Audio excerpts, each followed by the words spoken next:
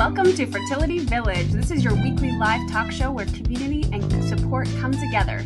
With rotating hosts, expert guests, and meaningful conversations, we're here to guide you through the highs and the lows of infertility. Whether you're searching for answers, seeking advice, or just looking for a special place to belong, Fertility Village is your space to connect, learn, and grow. Because it really does take a village, and we are here for you every step of the way. Thanks for joining.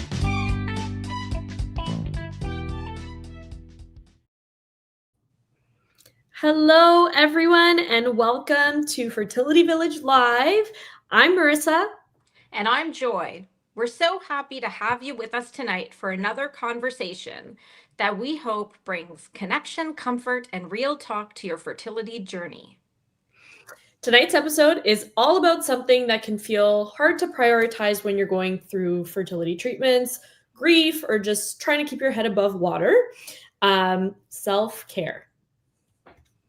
We're joined by the amazing Tammy, a certified fertility life coach who's walked this path herself. She now supports others in finding balance, healing, and strength during some of the hardest moments in life. Tammy, welcome. Can you start by telling us a bit about yourself, your personal fertility journey, how you became a fertility coach, and what kind of work you do with clients today? Yeah, sure. Thank you so much for having me. I'm honored to be here with you guys. So hello, everyone. Yes, like I mentioned, my name is Tammy Resko. I'm a fertility life coach and a Reiki practitioner and a quantum healer. And so my journey started off, now this was like 12 years ago. I struggled with infertility for 12 long years, and I did countless rounds of IUI, timed intercourse, 4 rounds of IVF, you name it. In between, I've had to take breaks because it was just emotionally draining for me and I just couldn't do it anymore. And so with that journey, it came to a point where I felt like, I think it was like around my 10-year mark. I said to myself, like, there has to be more to the story that I'm going through. I'm not just yes, I'm going through this journey, but I looked at it more a little bit on the deeper side. I also did a lot of healing in that time as well too. And so with that time, I just said, like, I think there's more to this. And I really, truly believe in my heart that I was going through this journey also to help others that are going through it, because I felt very much alone. I didn't have a support team. There weren't even support groups back then. No one really talked about struggling with infertility 12 years ago. And so I felt very alone. And so I didn't want someone else to feel that way. And so that is when I decided I think I want to become a coach and help other individuals going through it, and to help them navigate the emotional roller coaster that goes with this, unfortunately, this journey that we have to go through. And so that is when I became a coach. And what I do with my clients is we do a lot of mindset work, a lot of identity work, and we do a lot of mind, soul, and body connection, because I truly believe that if all three of those alignments are connected, you're not off balance. But if one of those are off balance, I feel there's a disconnect. And so I really help them to focus on those 3 elements, but also find themselves again, so they're not feeling lost. Because I know in my own personal journey, I felt like a part of me was gone. I didn't know who I was anymore. I felt like infertility was my identity. And so I want other individuals going through it to know that it doesn't define who they are. They matter just as much as where they are currently in their journey. And so that is the type of work that I do with my clients.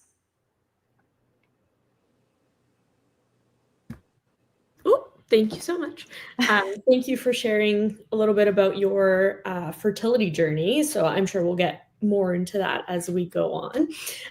But let's start with the basics. Self-care. You hear this word everywhere. It's a buzzword, right? Self-care, practice self-care, practice self-care. But what does it really mean when you're in the trenches of fertility struggles? Because people talk about, make sure you're getting your self-care in. What is self-care? What does it really mean when you're struggling and you're going to the doctor's offices every morning and you're injecting yourself and you're taking medication and you feel like crap? What does that mean? What would self-care look like in those moments? Well, self-care, when you're in this journey, isn't bubble baths and spa day. It can be if that's your thing. But really what it comes down to, when you're in the thick of it, like you said, Marissa, going through the hormone shots, blood work, the 2-week waiting period, the emotional roller coaster, the waiting, just endless waiting of testing and waiting for results, all of that.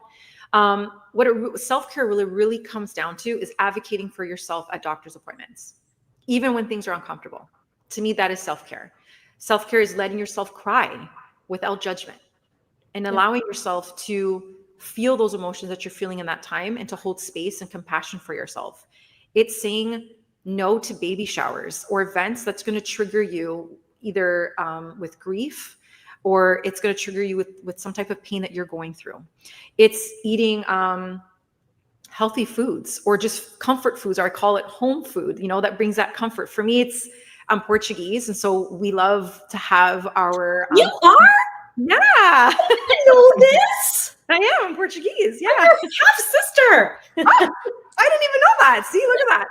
That's amazing. Sorry to interrupt you there. It's like when you see somebody else that's Portuguese, you're like, oh my God. Yeah. Yes. So for me, it's like comfort food. And so my comfort food growing up was always having homemade porridge, or in Portuguese, we would call it poppage. That's something that we would have grown up with. And so that was my comfort food. And so it's not the healthiest. Yeah. Because, when you're good and warm and toasty. But it makes you feel so good and warm and fuzzy on the inside. So that to me is self-care, is like eating those foods that feeds your soul, right? Because that's also just as important.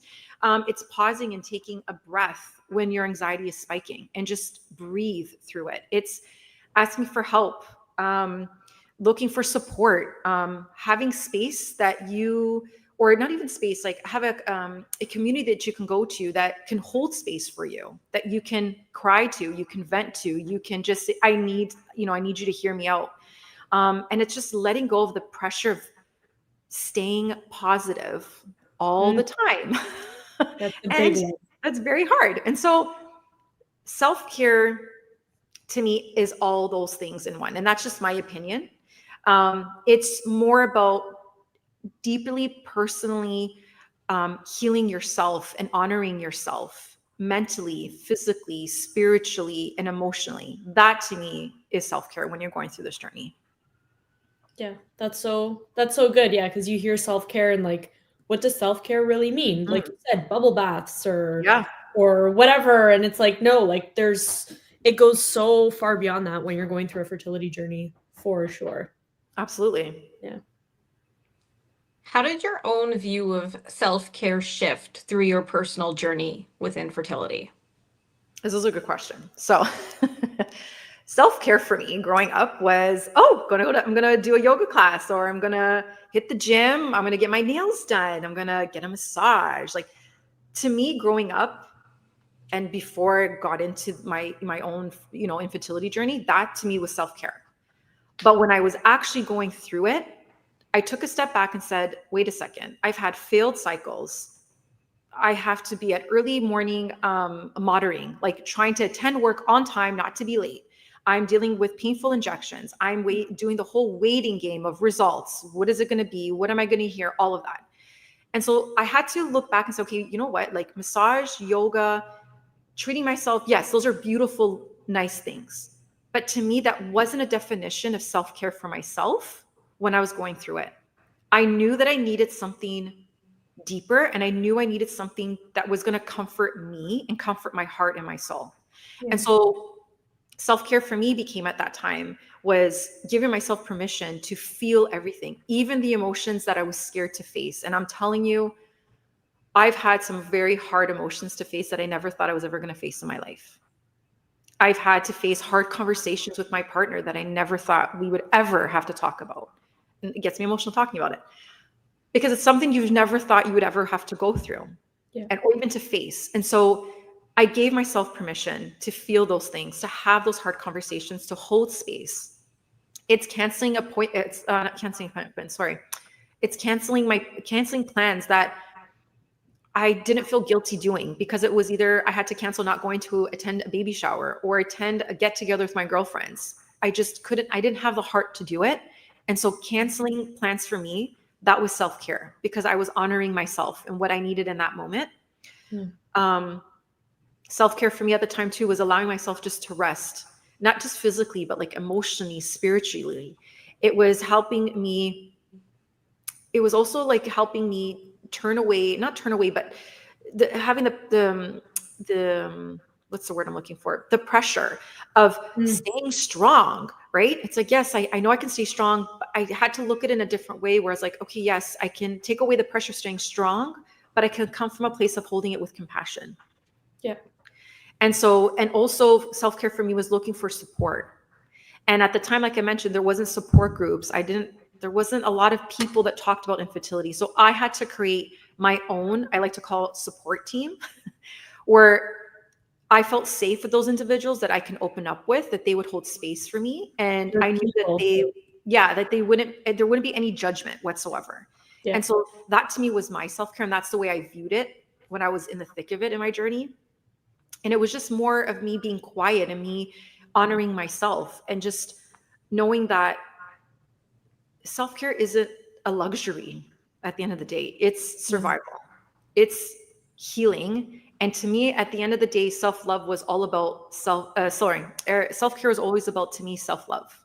And I think I lost that in my journey. I didn't know what self-love was or even self-care. Like I said, I thought it was just yoga class, attending at the gym, getting my nails done. Like that to me was, but it wasn't filling my soul. It wasn't comforting me or honoring what I was feeling in that moment.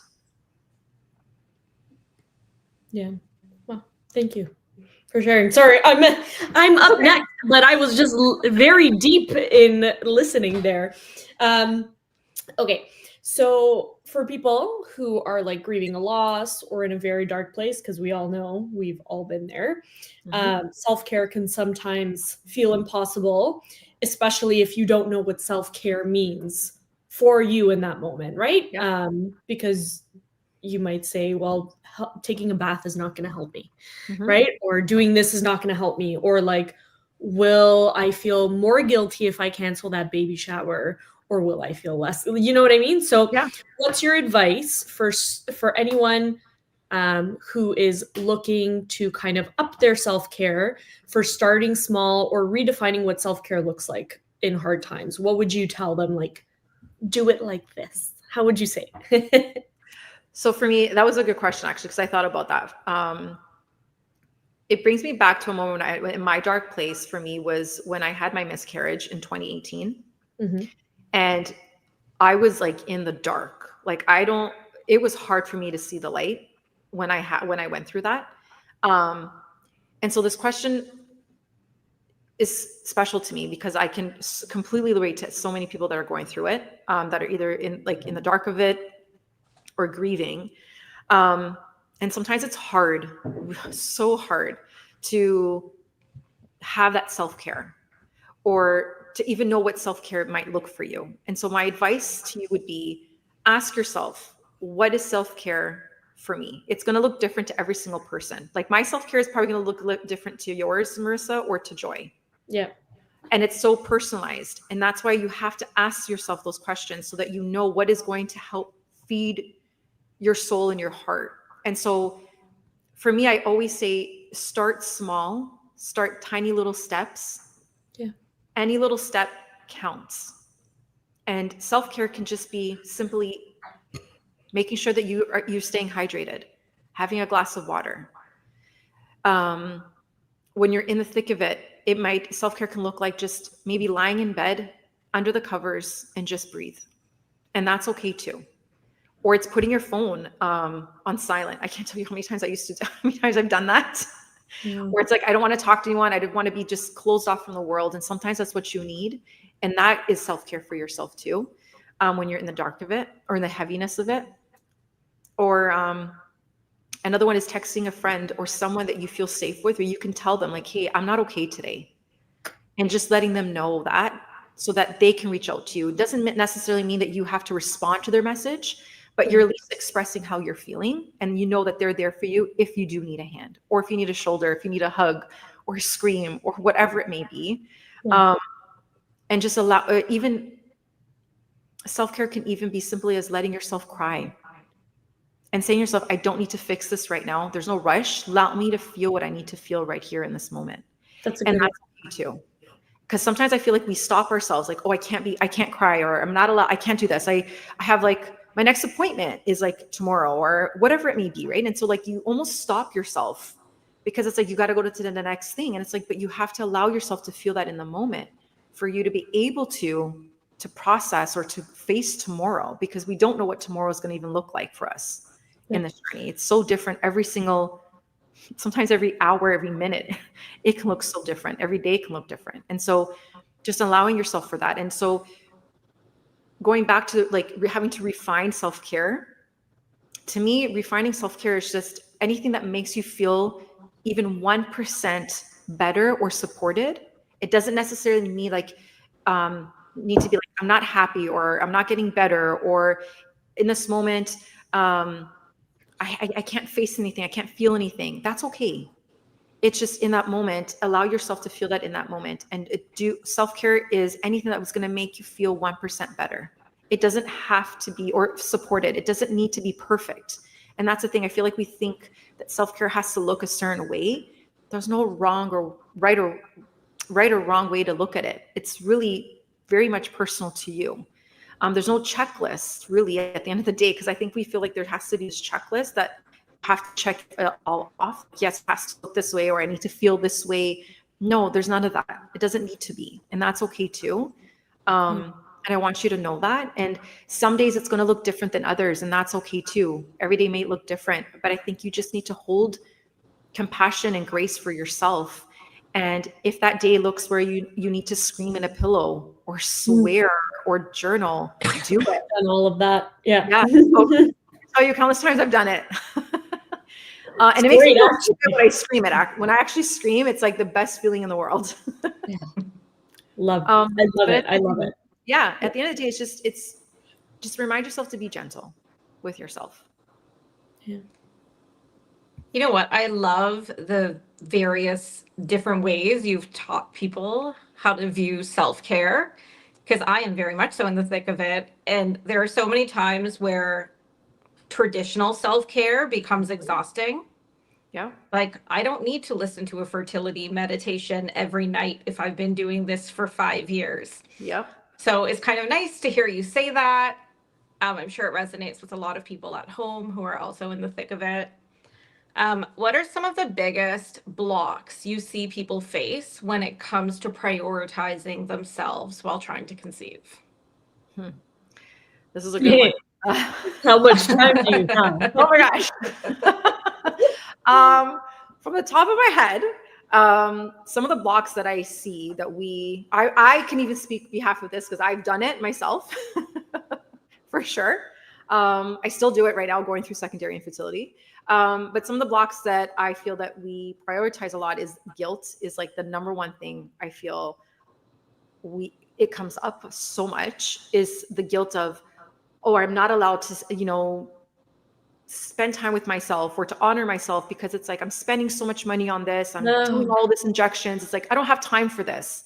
And it's that guilt where it's like, I can't do it. I can't, I have this to do. I have this appointment to attend. Like, I have my injections to take, my medication. It's like, that guilt just consumes you. And like, that's a huge block, because we carry that guilt to every single, our next cycle or our next appointment. And it's not healthy for us. And so it's like, even asking, like, it's almost like you even ask yourself, like, oh my God, like, how can I even rest when we're, like I said, we're spending all this money? Like, how can I do that? Or something like I always say all the time is like, shouldn't I be doing everything possible? Like, I'm not allowed to have a break right now. I can't do that. Are you crazy? Like, no, I can't. And it's just like, okay, Tammy, take a deep breath. Like, it's okay. But guilt is a huge, huge, huge one. And I'm guilty of that.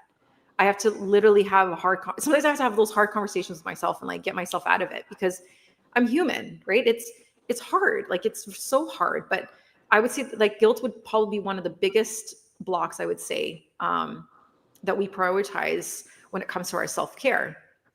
Another one that comes to mind to me is fear of falling behind. And I can't relate to this because I'm 41. And so for me, it's like my timeline. And it's like the fear of like, I can't stop. I have to continue going. I'm getting older. My egg reserve, like all these questions, all these scenarios you play in your mind. But it's okay it's common to feel that way, and it's okay to feel that way. But it's the fear that blocks you as well too from having your self-care as well, I feel. And so And yeah, like fear. Yeah, I would just say like fear would be another one, because it's hard, because it's like fear consumes us. It stops us from doing a lot of things, actually. Now that I think about it, like it stops us from doing a lot. And so I would say that would be another biggest block. And another one that I can think of would be feeling like unworthy of care. Like feeling that I'm not worthy to prioritize myself, or I'm not worthy of showing myself compassion, or I'm not worthy of showing myself love, because we feel that there's something wrong with us because our body is not doing what it needs to do. And then that trickles onto a whole nother thing, which is a whole nother conversation, which I don't think we have time for. But I would say those would be my biggest, my top 3 biggest blocks, I would say, to prioritize self-care, even for myself and for others I've seen encounter. And now, just on that topic a little bit, you touched on it. Obviously, IVF, especially depending on where you live, can be more expensive than other places, right?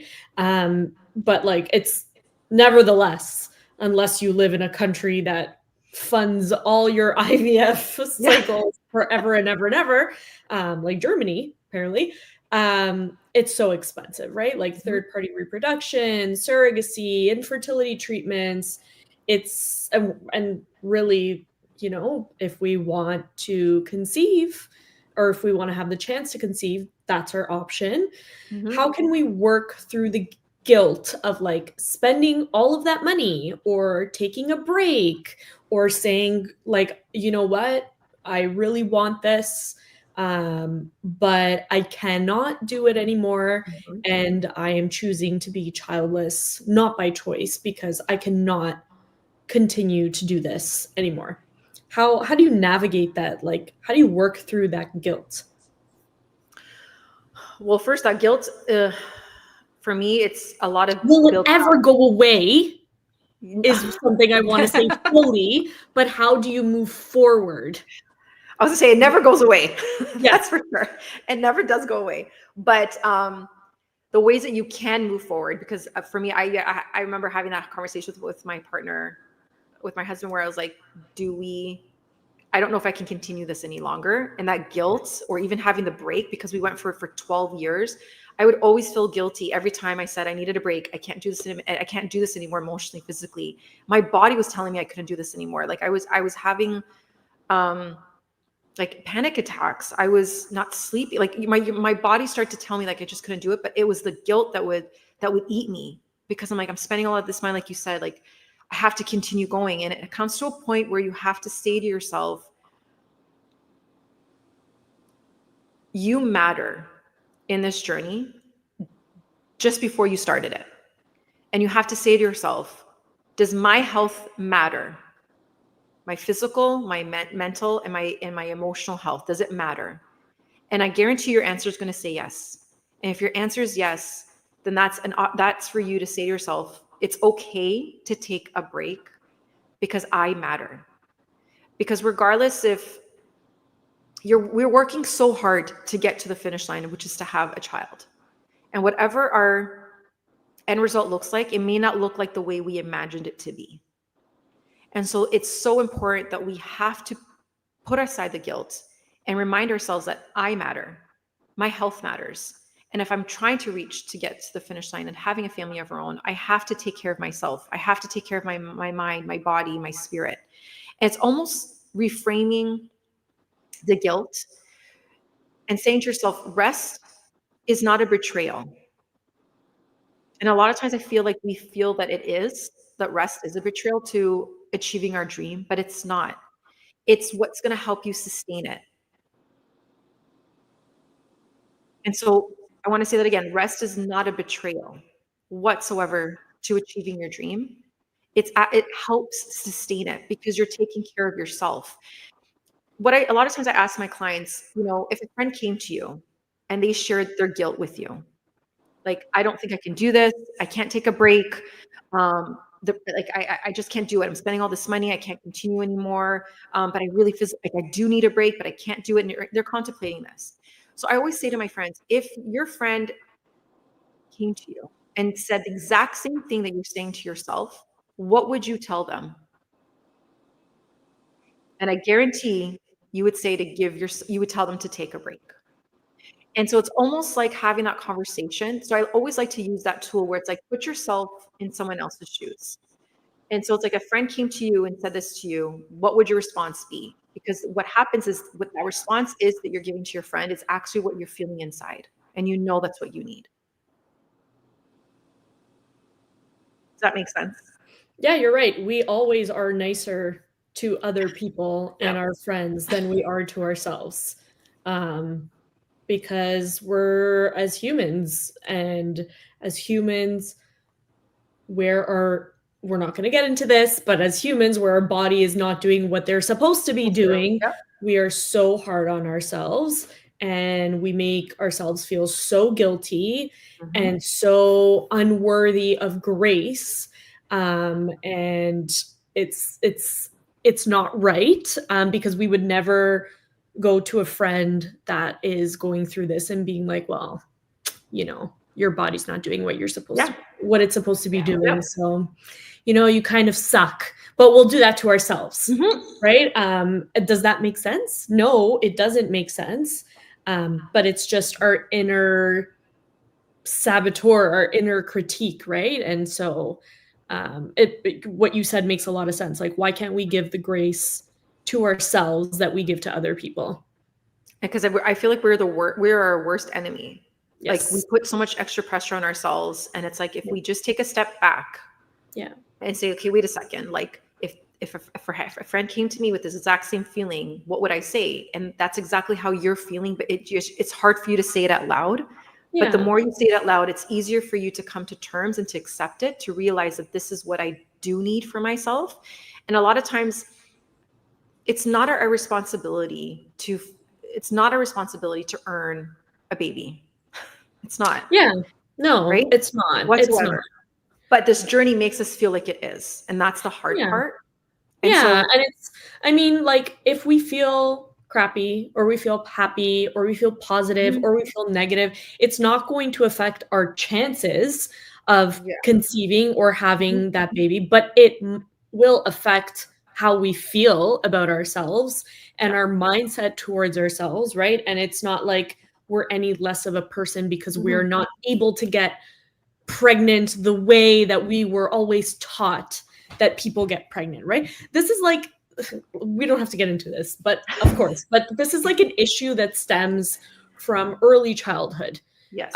Because nobody ever says, like, there's no education on it. There's no other option, but you're going to grow up, you're going to get married, you're going to have kids, happily ever after, blah, blah, blah. All we're ever told in school is abstinence. Like, make sure don't have sex, because if you have sex, you're going to get pregnant and you're going to get all these STDs or STIs. Like, that's everything you're told. And then it's like, well, you don't want to have a baby before you have your career established, because how are you going to have a career established and then have a baby? So then we wait. And then it's like, okay, we're ready. And then it's like infertility, diminished ovarian reserve. You can't have babies. Your uterus is weird. Like, there's so many things that happen. And it's like, wow, we were never told that this was anything like that this could have happened, that we could possibly not get pregnant, that my eggs are what? Like, my eggs are, where did my eggs go? Right? Like, I thought we were supposed to have permanent eggs in there, but nobody tells you this stuff. And it's it's an issue that stems from early childhood. And this is why we're so hard on ourselves, because we were never told that there could be anything otherwise. If you're always told, your life is going to be A, and then your life ends up being B, it's like, nobody told me my life was going to be B. Like, I'm grieving the A life because that's what I was told was the normal and what everybody gets. Why am I not getting that? It's because there's something wrong with me. Right? So anyways, it's super off topic, but no, but it's not even a B. It's like a C or a D. A C or a D or a D. Yeah. Or a Z. I don't know.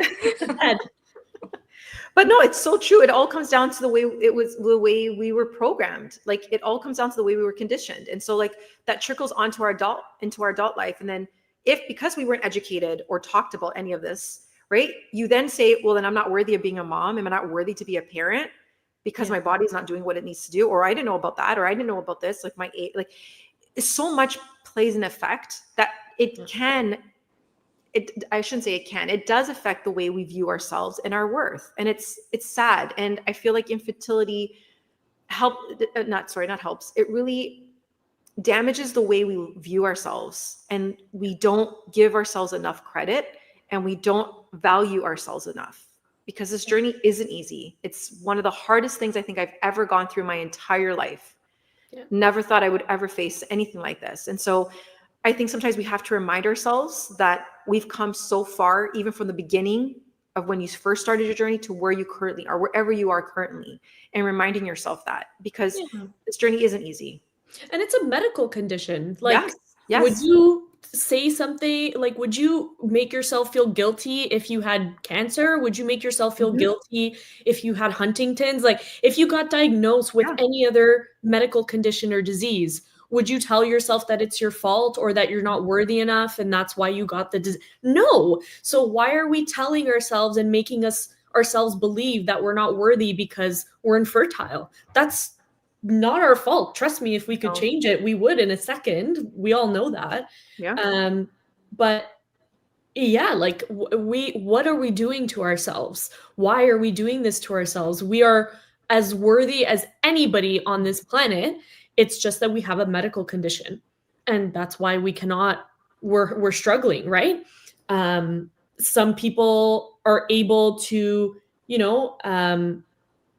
take steps towards, I don't even know what the word is, not correcting, but having the infertility, help me, because I don't even know what it's not a cure, because you're never cured of your infertility. You are infertile forever, but kind of bypassing the infertility and having success, right?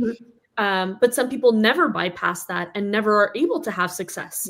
So it's like, it's a medical condition. Sometimes there's cures for medical conditions. Sometimes there's treatments. Sometimes it's a lifelong thing. And infertility, like, once you are able to conceive, it doesn't mean you're not infertile anymore. You're still infertile. You were just able to bypass that through treatment, medication, and then you become infertile again once you deliver, right? So, anyways, I don't even know what we were talking about, but well, I can bring it back on track. Thank you. I can bring it back. Bring it back. But this is what it's all about. It's all about the conversations, and it's all about the raw conversations. Like, these are conversations that need to be talked about. Like, it's not things that everyone talks about. No one talks about this type of stuff, right? So it's like, it has to be us that's in the community that understands it, that's willing to share. That's willing to share. That's exactly what it comes down to. And it's unfortunate that it has to be us that are going through this journey and having this medical condition. But I think it has to be the ones that are in it to actually share that awareness and to educate others, so that maybe we can change. Maybe we can change the way society, we can change the school system. That's a whole nother thing but yeah, I think like a lot of people out there think people will do 1 or 2 rounds and suddenly have a kid. And sometimes these journeys last super long. And when it lasts super long, you're made to feel a bit like a leper. People will literally say to me, like, hey, I've never seen anybody go through this as long as you. So this kind of goes into our next question, right? That doesn't make me feel that great, but there are tons of people who probably have the same experience. And Tammy, your initial fertility journey lasted longer than mine currently is. So how do you help clients move past the feeling that they're falling behind if they slow down to care for themselves? This is a good one too, because I have a lot of clients that come with so much that fear of like falling behind because a cycle didn't work out, or they had to have a cycle that was canceled, or their body didn't respond well to a medication. And it's that timeline, like I mentioned. And this, I can speak directly for myself to this too. So one of the things that helps me is to remind myself that slowing down isn't falling behind. I have to remind myself this all the time. I even have like a sticky note on my mirror in my bathroom that slowing down isn't falling behind.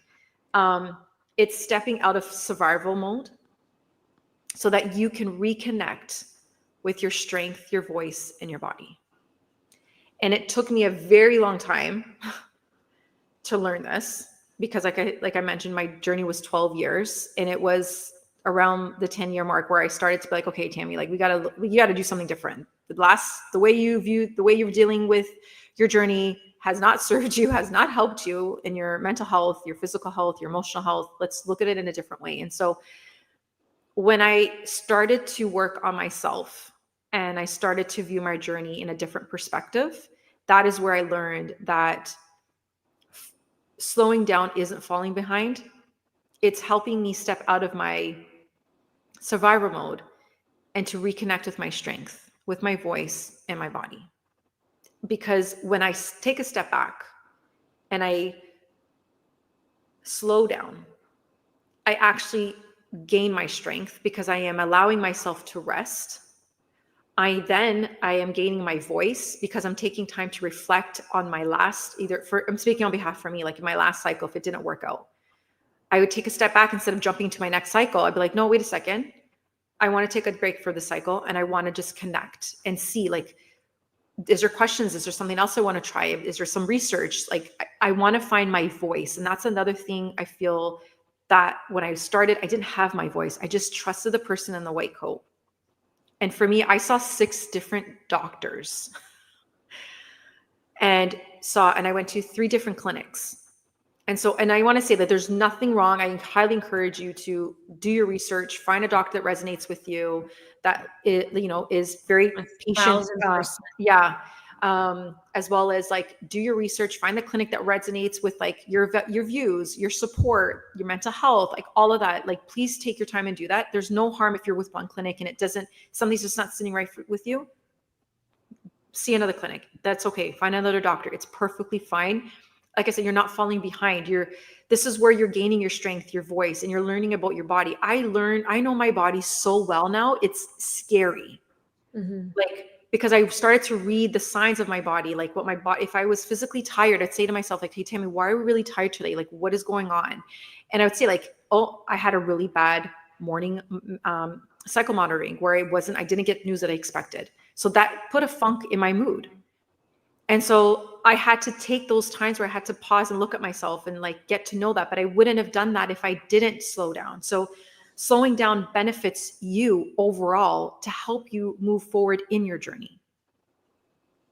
And so for me, that's how I help myself and my clients, is to say to them, like, slowing down is not falling behind. It's stepping out of survivor mode and like reconnecting with yourself, your voice, your strength, and your body. And so to me, that is one way that I help myself and my clients when they're facing that fear.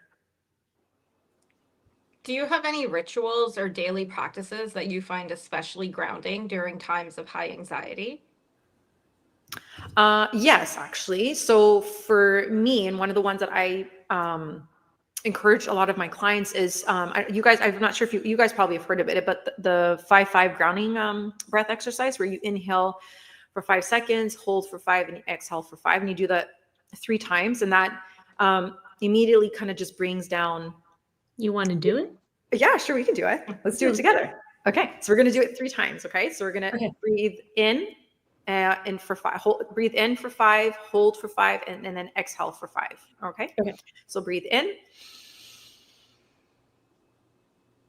and hold and exhale. So I'll count it out for you guys. Okay. So this will be our second time. So breathe in. 1, 2, 3, 4, 5. Hold. 1, 2, 3, 4, 5, and exhale. 1, 2, 3, 4, 5. Very good. One last time. Breathe in. 1, 2, 3, 4, 5. Hold. 1, 2, 3, 4, 5, and exhale. 1, 2, 3, 4, and 5.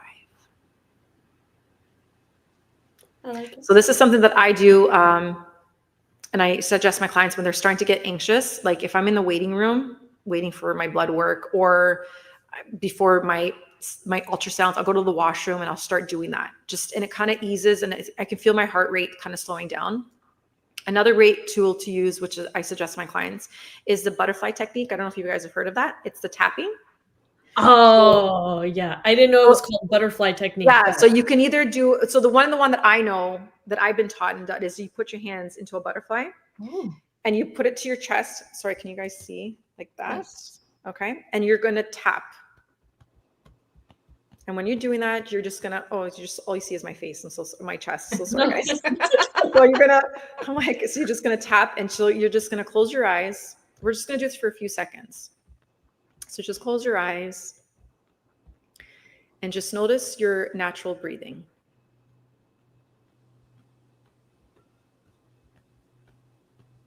When you start to notice that your breath is just at your natural rhythm, just take a deep breath in and out. Breathe in and out. And when you're feeling calm, you just stop, keep your hands there, and tell yourself that you're safe and that you love you. And that's it. So I do that. You can do that in your car, in the bathroom. Obviously, I wouldn't do it in the waiting room. Like, hey guys, just don't mind me. But that immediately calms your nervous system for you and starts to tell your body that, okay, you're safe, like everything's okay. That would be another go-to tip that I share with my clients. Another tip that I do with myself a lot of times, which I have to remind myself, but something that I tell my clients too, is I call it the permission slip. Where, you tell yourself, write yourself a permission slip. It could be on a little sticky note. So for me, I write it on a sticky note. And so I always, usually what I say to myself or to my clients, I say on your sticky note, the day that you feel like you need your permission slip, I want you to say to yourself, today I give myself permission to, and whatever it is, or I give myself permission to feel whatever it may be, or I give myself permission to rest, even if, and you fill in that blank. And so what that is that physical piece of paper, it's almost a symbol to yourself that you're holding yourself accountable to allowing yourself to feel, or give yourself that permission to feel what you need to feel. If it's rest or whatever that permission is, that you're saying to yourself, you matter and I'm doing this for you. Yeah. Sometimes we forget that. And so almost like that physical, object almost kind of reminds us of allowing yourself to do that.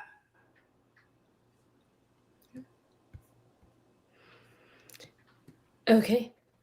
This is a good one. And a lot of people have this question in mind because it's a tricky one.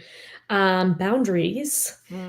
We all have the friends and the family, social media as well.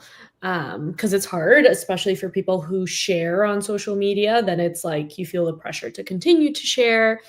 We all have that friend or that family member who doesn't quite understand what we're going through. So walk us through a little bit quickly about how we can create boundaries where we feel good, and where we can kind of not care about repercussions or the person or the people on the other side, how they feel.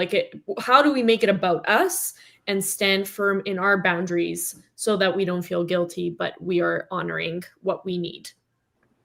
So I always tell my clients, because this is a big one a lot of times, is like boundaries. How do I set boundaries? How do I do that in a respectful way?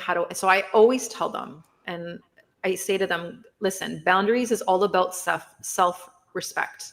Mm-hmm. It has nothing to do with disconnection. It has to do with self-respect. It's all about respecting yourself and honoring yourself. And a lot of times I know that when you set a boundary, sometimes it can trigger our family or friends, but that has nothing to do with us. At the end of the day, you're not setting boundaries to intentionally push people away. That's not what you're doing. You're setting boundaries to make space for you, because you're in a very hard journey. And so you have to make space for yourself to heal, to process, and to honor yourself. That is what boundaries is all about. And so one of the two things I tell my clients is that right now, because social media is everywhere, it's at our fingertips. We have access to it everywhere we go. Social media, I always tell them, you need to do a social media detox. It's so important because we can be triggered so easily by what we see on social media or what someone says or where someone posts. And then we start to get feelings and emotions arise in us. And then we don't understand, why are we so moody, or why am I being triggered, or why am I being so snappy? And it's because of what you just either saw or read, not realizing that you've taken that in internally. And so I always say social media is one of the best things you can do for boundaries, is taking a step back and doing a social media detox. What I mean by that is like either muting accounts that just don't align with where you are in your journey right now. And it's okay to mute those accounts for now, because you may be able to go back to it when you're ready. But in the moment, look at your accounts, see what accounts are not reflecting or resonates well with you, or that are reflecting hope and healing in your journey. So always look at who you're following, if it's meaningful, if it's helping you in any possible way. If social media is like, I can't do it, it's like my way of like disconnecting from the world sometimes, which I completely understand, especially at bedtime. Sometimes we just go through our phone. It's just a way of like, kind of just like disconnecting. And sometimes it's hard because next thing you know, like, oh my God, I've been on this thing for an hour. Like I'm guilty of that. Doom scrolling. So, yes. Yeah, exactly. And so what I say to them is that put a timer on. Give yourself a 10-minute timer. Say, okay, for 10 minutes, I'm going to scroll, and then just turn it off. If that's hard, but do what feels right for you. But social media would be one, I would say definitely to set boundaries for yourself, because you matter in your journey, and you want to be surrounded by energy that is going to reflect hope and healing and positivity in your journey. And then the second one, which is a huge one, is your family and friends. I can't tell you countless times I've had advice, I've had things said to me. And I was like, well, it's not really what I want to hear, but thank you so much. Why don't you just go on vacation? Oh, I can tell you how many times I've heard that. Oh, you just need to relax. Like, you're so tense. I'm like, that's not what infertility is. Yeah. That's not how it works. I bet I could relax by slapping you after hearing my comment. Do you want to try? We could try. Yeah. So I always tell my friends, the friends that are going through it as well, but my clients, that you have to take a step back and say to yourself, how do I want to be supported in my journey moving forward? Yeah. And if you ask yourself that question, and those people that either are not listed in when you're journaling there, or supporting you in any way, that is where you're like, I need to set boundaries for those individuals, because they're not supporting me the way I want to be in my journey. And so it's saying to yourself, what would be easier for me, and what would I be more comfortable with? Am I a type of person where I can say it out loud to a person and be fine with it? Or am I more of a type of person that my words come out a little bit more, I don't want to say polite, but more honest and transparent? Yeah, firm. More forward. Yeah, firm. Yes. If I write it. And so I did this exercise with a client where I said, well, what would you say to, I think at the time it might've been a family member, a friend, will just say, what would you like to say to them? And so we, had this dialogue. And so we discussed what she would like to say. And she says, I would feel better if I sent a message. I said, I think that is absolutely amazing. I encourage a message. Why? Because you're allowing that individual to take the time to read it, to sit with it, and to process it. But on your end, you've done your part to share it with them. And if you go to an event and that individual's there, family or friend, and they bring up. And so one of the things could be like, I know I've said this before. Oh, sorry. Am I here? No, you're good now. You were just freezing a little bit. We lost you for like. Oh, I'm so sorry. Seconds. That's okay. Okay, I'm so sorry. Okay, so what I was saying was like, I told my client that if a message feels more comfortable for her, that she feels like her message would get across, and she'll feel more empowered. Yeah. she'll feel like she has more power doing that, like speaking, but in writing the message instead. We came up with a script that she would say, and she felt better. And I said to her, I encourage this is because that allow that individual to sit with the message and allow them to process it as well too. And so some of the things that you can say, or you can write a message or whatever.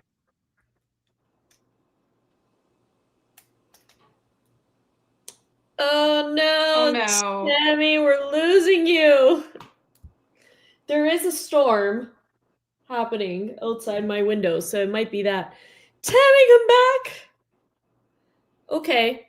We may have lost her forever. I think we did. Well, everyone. Oh, bye, Tammy. Well, this is what you get with live shows. You never really know what happens or what's going to happen.